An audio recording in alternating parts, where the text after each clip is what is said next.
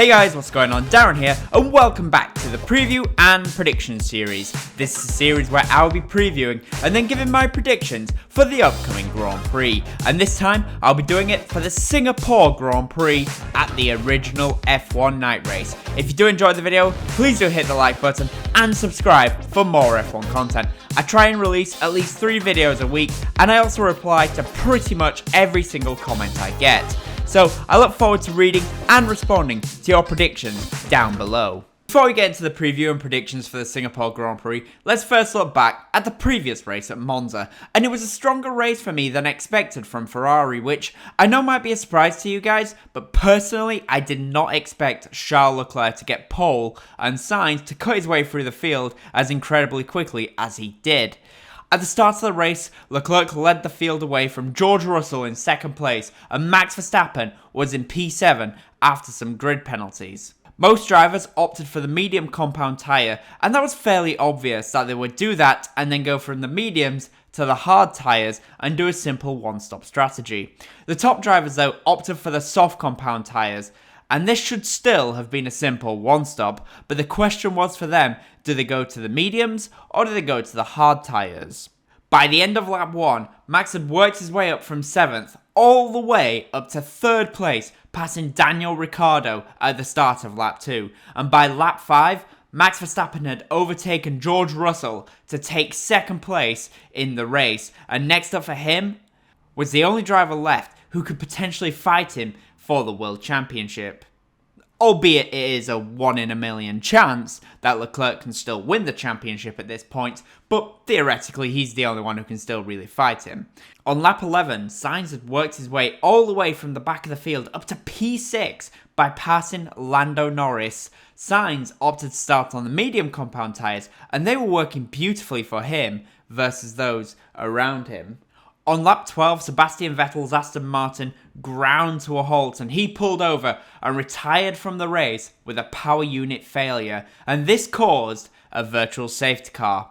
And for me, this VSC is what ended any hopes Charles Leclerc had of winning the Italian Grand Prix for Ferrari. This is because Ferrari decided to pit under the virtual safety car and switch from the soft tyres to the medium tyres, and essentially committed Leclerc to a 2-stop strategy at the second worst circuit on the calendar to do 2 stops, behind only of course Monaco.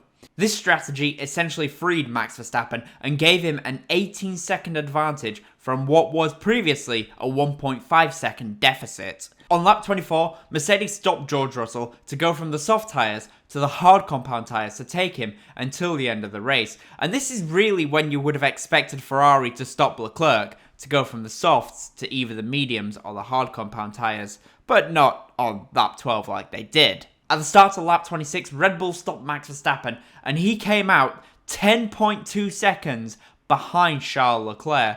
However, Max Verstappen had much faster medium compound tyres versus Charles Leclerc's aging medium tyres. On lap 34, Ferrari boxed Leclerc for a second time to put him back onto a set of soft compound tyres, which would take him to the end of the Grand Prix.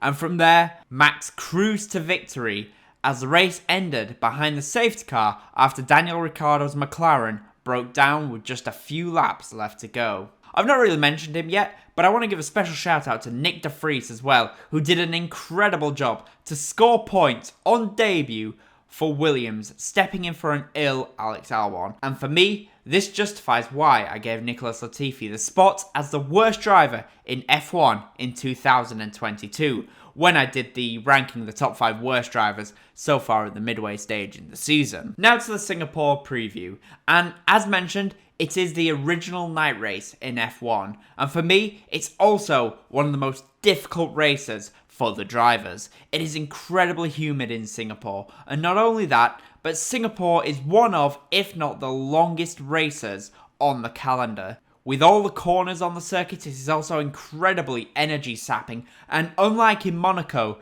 they can actually overtake here at Singapore. For me, this is the ultimate test for driver endurance and car reliability. Typically during the race, we start to see mistakes occur towards the end of the Grand Prix, when the drivers are maybe getting a little bit more tired and worn out. We start to see them maybe go for moves that they wouldn't normally do, which leads to mistakes.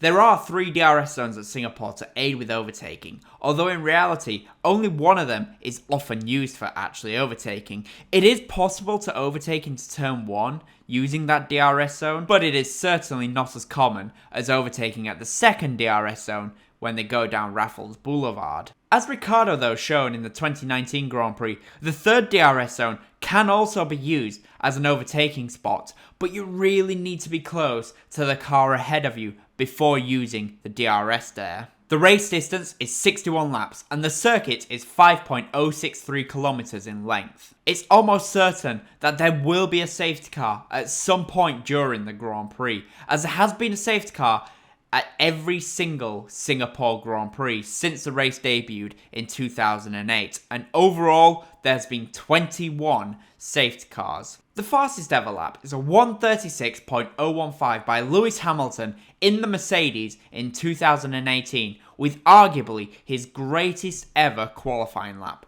And even more incredible, the race lap record is a 1:41.905 by Kevin Magnussen in the Haas from the same 2018 Grand Prix. Pirelli is taking the C3, C4 and C5 compound of tyres, and I think with this it will be a 2-stop race using 2 sets of mediums and 1 set of the hard compound tyres, and maybe even a 3-stop race depending on how and when the safety cars play out. The undercut at Singapore is incredibly powerful due to how hard the tyres work, so don't be surprised to see that a car that is behind maybe goes for an early pit stop to try and get a decent undercut on the car in front of them. Now, as I said before, at Singapore it is very difficult to overtake, but it is also very possible to overtake, and this can be seen by the fact that in the 2019 Grand Prix there was 59 overtakes at the race, which is pretty amazing given that it is perceived as a circuit where not many overtakes can happen. Now to the top 3 teams, and firstly, Red Bull. I feel like I say this every single race weekend, but Max Verstappen and Red Bull are looking completely unstoppable at the moment. Max Verstappen once again won the Italian Grand Prix. Now, to be completely honest, this was expected, and I think Singapore will be a little bit more challenging for Max. Ferrari have typically been the faster car in high downforce scenarios. We saw that in Hungary, for example. However, that being said, with how far ahead Max has been in the races, especially with the help of a competent strategist, I'll be surprised if he doesn't make this a 6th win in a row. Next up is Ferrari, and for me, Monza went about as well as it possibly could have for the Scuderia.